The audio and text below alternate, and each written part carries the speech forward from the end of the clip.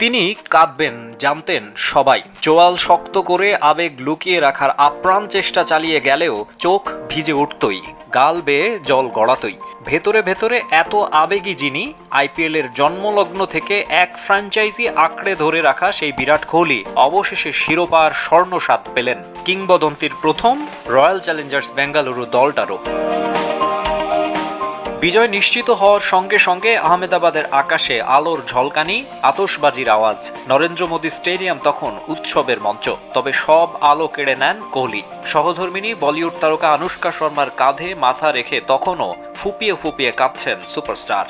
অধিনায়ক রজত পতিদর ট্রফি নিয়ে সতীর্থদের কাছে ছুটে যান। কোহলির মতো আরসিবির আরও দুই আইকনিক স্টার এবি ডিভিলিয়ার্স আর ক্রিস গেইলও সামিল হন সেলিব্রেশনে। ট্রফি নিয়ে মাঠের এ মাথা ও মাথা ঘুরে বেড়ায় চ্যাম্পিয়নরা। আজ কোথাও হারিয়ে যাওয়ার নেই মানা। ব্লকবাস্টার ফাইনালে নরেন্দ্র মোদী স্টেডিয়ামের গ্যালারি ছিল কানায় কানায় পূর্ণ।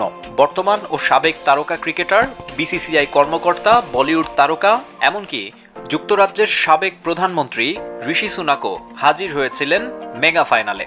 হাই ভোল্টেজ ম্যাচে টস হেরে আগে ব্যাটিংয়ে নেমে দ্রুত রান তুলতে গিয়ে নিয়মিত বিরতিতে উইকেট হারাতে থাকে বেঙ্গালুরু। মাত্র 6 রানের হারে দ্বিতীয়বারের মতো ফাইনাল হারের হতাশা সঙ্গী হয় প্রীতি জিন্তার দলের। অন্যদিকে চতুর্থবারের মতো ফাইনালে উঠে স্পেশাল এক সিজনে এসে শিরোপা খরা কাটালো কোহলিরা।